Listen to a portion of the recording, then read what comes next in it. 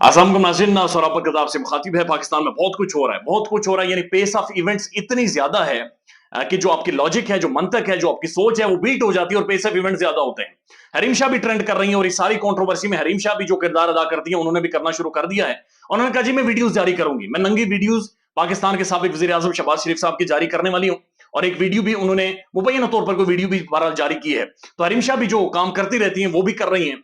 हरीम शाह की एक खास बात यह है कि जिनको आप खड़े होकर नंगा नहीं कह सकते, हरीम शाह ना सिर्फ उन्हें नंगा कहती हैं बल्कि उनके हमामों की वीडियोस भी जारी कर देती हैं बाज़-औक़ात। तो ये एक चीज हरीम शाह के क्रेडिट में जाती है। तो हरीम शाह भी ट्रेंड कर रही हैं, डॉक्टर आरिफ अलवी भी ट्रेंड कर रहे हैं और बहुत सारा और भी कुछ पाकिस्तान में ट्रेंड हो रहा है। ईमान मुजारी साहिबा जिन्हें गिरफ्तार किया गया, जिनके घर में, जिनके बेडरूम से उन्हें उठाया गया, उन्होंने भूख हड़ताल कर दी है। वो कह रही है कि मुझे बेसिक नेसेसिटीज जेल के अंदर नहीं दी जा रही, मुझे पढ़ने के लिए जो मेरे वालिद की, दादा की और जो उनकी अपनी नज़्मों की किताबें हैं वो भी उन्हें प्रोवाइड नहीं की जा रही। उनके हवाले से ये खबरें हैं कि वो गाड़ी के अंदर बेहोश भी हुई हैं, अपने सेल के अंदर बेहोश भी हुई हैं।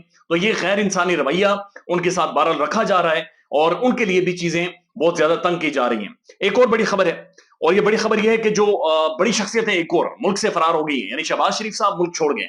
शहबाज शरीफ साहब अपने मुल्क बरतानिया चले गए, जहां पर उनका कारोबार है, जहां पर उनका भाई है, जहां पर उनके बेटे हैं, जहां पर वो कॉफी पी सकते हैं, जहां पर वो सड़कों पर निकलेंगे, जहां पर वो वॉक करेंगे, जहां पर वो पार्कों के अंदर जाएंगे, जहां पर वो गेम्स देखेंगे।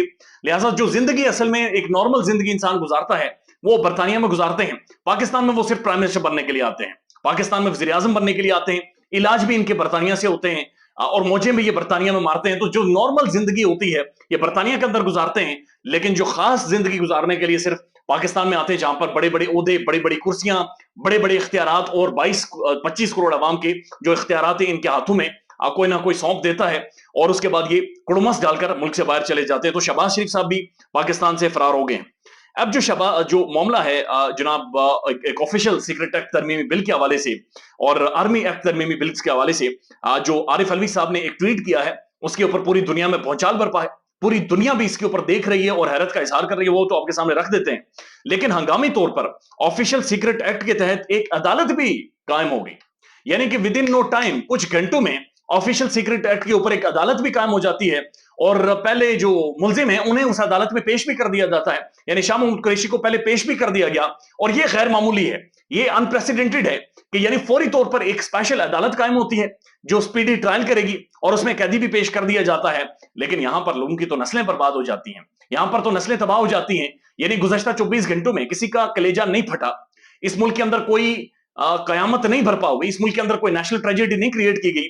जहां पर सिंध के अंदर गालिबन हैदराबाद में एक 10 साल बच्ची मुलाजिमा थी कुछ पीरों की फैमिली में, वडेरों की फैमिली में, और उस 10 साल बच्ची के साथ वो दो तरफा ज्यादती करते थे। और उस बच्ची की जो डेथ हुई है, उसकी जो मौत हुई है, उसकी लाश को कब्र से निकालकर उसका पोस्टमार्टम किया गया है और उस जो पोस्टमार्टम रिपोर्ट है उसके मुताबिक उस बच्ची की जो मौत है वो ज्यादती की वजह से हुई है। यानी किस लेवल की दरिंदगी थी कि एक मासूम बच्ची जो कि 10 साल जिसकी उम्र है उसके साथ लगातार ज्यादती की जाती रही और इतनी ज्यादती हुई, इतना जिस्मानी वायलेट उसे किया गया कि उसका इंतकाल हो गया, वो मर गई, उसकी उसकी जिंदगी खत्म हो गई। लेकिन यहां पर कोई कयामत नहीं बरपा हुई, यहां पर आपने कोई रोला नहीं सुना, यहां पर आपने कोई खुसूसी अदालत कायम होते हुए नहीं देखी, यहां पर आपने कोई काजी फाइज ईसा साहब को वहां पर पहुंचते हुए नहीं देखा, यहां पर कोई इसे नेशनल ट्रेजेडी नहीं करार दिया गया। पाकिस्तान के टेलीविजन की कोई स्क्रीनें नहीं फटी, एंकर्स ने कोई अपने फेफड़े फाड़कर बातें नहीं की या कुर्सियों से छलांगे नहीं लगाई। ये पाकिस्तान में हो रहा है। लेकिन ऑफिशियल सीक्रेट एक्ट के लिए खुसूसी अदालत कायम कर दी गई है और उस खुसूसी अदालत में पहला मुलजिम भी बाकायदे से पेश कर दिया गया है। अब सलमान अकरम राजा साहब, ये बड़ी इंटरेस्टिंग इन्होंने एक कमेंट्री की है।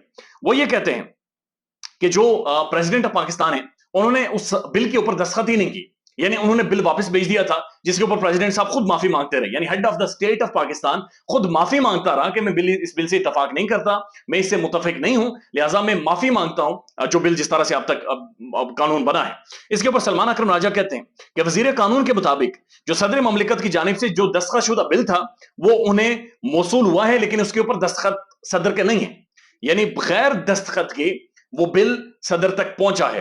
अब जो पहले अभाम था कि ये बिल जाली है या बिल्स के ऊपर जाली दस्तखत किए गए हैं या किसी और ने एक टेम्पर दस्तखत किए हैं, टेम्पर सिग्नेचर किए हैं, तो ये अभाम खत्म हो गया है। यानी इसका मतलब है कि सदर ने असल में अपना कॉन्सेंट ही नहीं दिया, अपना एसेंट ही नहीं दिया और सदर ने ये कहा कि ये बिल वापस भेजें ताकि इसके ऊपर डिबेट होकर दोबारा मेरे पास आए, लिहाजा सदर ने इसके ऊपर कुछ भी नहीं कहा। उसके बाद सलमान अकरम राजा साहब ये कहते हैं لیکن جو پاکستان کے گزٹ میں یہ قانون بن گیا ہے اس قانون میں یہ چیز لکھی گئی ہے کہ صدر نے اس کے اوپر دستخط نہیں کیے، لیکن یہ تصور کیا جاتا ہے، یہ امیجن کیا جاتا ہے، یہ تصور کیا جاتا ہے کہ صدر نے اس بل کو منظور کر دیا ہے، لہٰذا تصور کی بنیاد پر اسے قوانین بنا دیے گئے ہیں۔ تو وہ پوچھتے ہیں کہ تصور کیا ہوتا ہے، یعنی کس طرح سے آپ نے امیجن کر لیا، کس طرح سے آپ نے تصور کر لیا، جس کا ڈیو پروسیس بھی پورا نہیں ہوا، یعنی بل دوبارہ سے پارلیمنٹ میں بھیجا گیا، جوائنٹ سیشن بیٹھے گا، جوائنٹ سیشن اس کے اوپر ڈیبیٹ اور ڈسکشن کرے گا، اس کے بعد بل صدر کے پاس جائے گا، یعنی وداؤٹ ڈیو پروسیس یہ ایزیوم کیا گیا، تصور کیا گیا اور اس کے بعد اسے قانون بنا دیا گیا ہے۔ تو یہ عجیب و غریب ہے۔ پی ٹی آئی صدر کے پیچھے کھڑی ہے،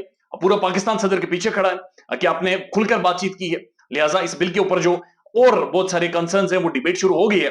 لیکن پاکستان پیپلز پارٹی حیران کن طور پر یہ کہہ رہی ہے صدر استعفیٰ دے، یعنی پیپلز پارٹی کے سینیٹر رضا ربانی صاحب، فرحت اللہ بابر صاحب، رضا ربانی صاحب یہ تو واک آؤٹ کرتے رہے، انہوں نے ان بلز کو دیکھا اور انہوں نے کہا جناب ہمیں تو پتہ ہی نہیں تھا ان بلز کے بارے میں، یہ تو اچانک ہمارے ہاتھوں میں تھما دیا گیا ہے۔ اور اب پیپلز پارٹی یہ کہہ رہی ہے کہ جناب صدر کو استعفیٰ دینا چاہیے اور صدر کو اپنے گھر جانا چاہیے۔ تو سمجھ نہیں آ رہی کہ پیپلز پارٹی کس طرف کھیلنا چاہ رہی ہے۔